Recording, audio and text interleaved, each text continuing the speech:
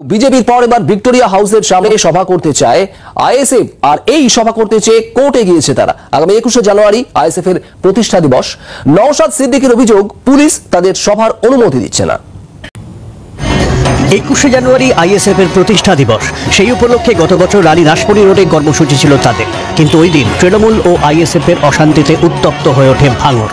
তার আজ পরে কলকাতাতেও, যার জেরে রণক্ষেত্র হয়ে ওঠে আইএসএফ এর সভা। পরিস্থিতি আয়ত্তে আনতে লাঠিচার্জ করে পুলিশ।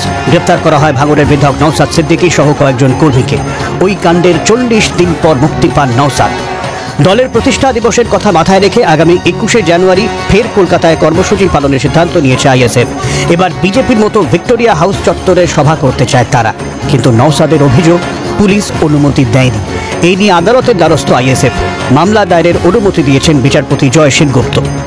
মিটিং মিছিল করব, অধিকারকে প্রতিষ্ঠা করার কথা বলবো, গণতন্ত্রকে সুরক্ষিত করার জন্য মিটিং মিছিল করতে গেলেও সেটা পারমিশন নেওয়ার জন্য কোর্টের দ্বারস্থ হতে হচ্ছে। রাজ্য সরকার তার প্রশাসনকে কাজে লাগিয়ে ডিনাই করছে।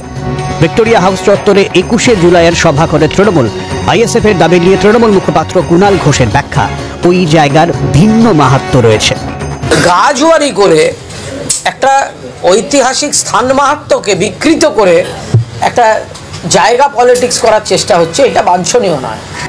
গত বছর 29শে নভেম্বর ওই জায়গায় কেন্দ্রীয় স্বরাষ্ট্রমন্ত্রী অমিত শাহর সভা করতে চেয়েছিল বিজেপি, কিন্তু পুলিশের অনুমতি না পেয়ে কোর্টে যায় তারা।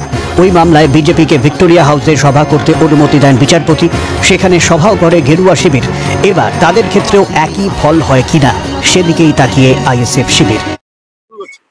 প্রথমে যে বিষয়টা যে আজকে আপনি কোর্টে গিয়েছিলেন এবং সেখানে এই পারমিশন নিয়ে একটা অভিযোগ কার্যত জানিয়েছেন, এটা বিস্তারিত বলুন। ব্যাপারটা হচ্ছে, আজকে পশ্চিমবাংলার গণতন্ত্র কোন লেভেলে পৌঁছেছে সেটা আমরা বুঝতে পারছি। মিটিং মিছিল করব, অধিকারকে প্রতিষ্ঠা করার কথা বলবো, গণতন্ত্রকে সুরক্ষিত করার জন্য মিটিং মিছিল করতে গেলেও সেটা পারমিশন নেওয়ার জন্য কোর্টের দ্বারস্থ হতে হচ্ছে। রাজ্য সরকার তার প্রশাসনকে কাজে লাগিয়ে ডিনাই করছে। আপনারা দেখছেন, চাকরি চুরি হয়েছে, তারা প্রতিবাদ জানাতে গেলে তাই প্রতিবাদ কোথায় বসে করবে, তারা গণতান্ত্রিক পদ্ধতিতে করতে চাইছে, সেক্ষেত্রেও কোর্টের দ্বারস্থ হতে হচ্ছে। সরকারি কর্মচারীরা ডিএ ঠিকঠাক পাচ্ছে না, তারা প্রতিবাদ জানাতে গেলে সেখানে রাজ্য প্রশাসন তাদেরকে অনুমোদন করছে না, ফলে তাদেরকে কোর্টে ছুটে যেতে হচ্ছে, সেখান থেকে তাদেরকে অনুমোদন নিতে হচ্ছে। এক্ষেত্রেও আমরা আগামী 21শে জানুয়ারি আমাদের পার্টির প্রতিষ্ঠা বার্ষিকী উদযাপন করার জন্য আমরা লালবাজারের জয়েন্ট সিপিকে আমরা লেটার করেছিলাম যে আমরা ভিক্টোরিয়া হাউসের সামনে প্রোগ্রাম করতে চাই। বেশ কয়েকদিন ধরে আমাদেরকে ঘুরিয়েছে, বিভিন্নভাবে ঘুরিয়েছে, আমরা রিমাইন্ডার দিয়েছি। তারপরে ওরা জানাচ্ছে যে ওরা ডিনাই করছে বিভিন্ন কারণ দেখিয়ে।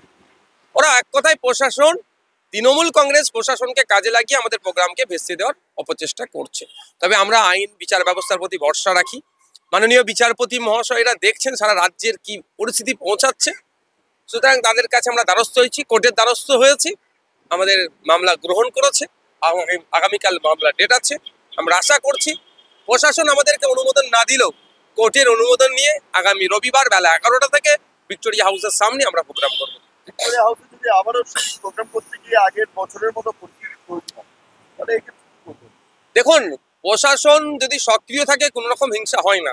প্রশাসনই যদি এক প্রকার নিষ্ক্রিয় থেকে ওই ঝামেলাকে প্রমোট করার চেষ্টা করে, তবে আমরা কোনো রকমভাবে কারো প্ররোচনায় পা দেব না।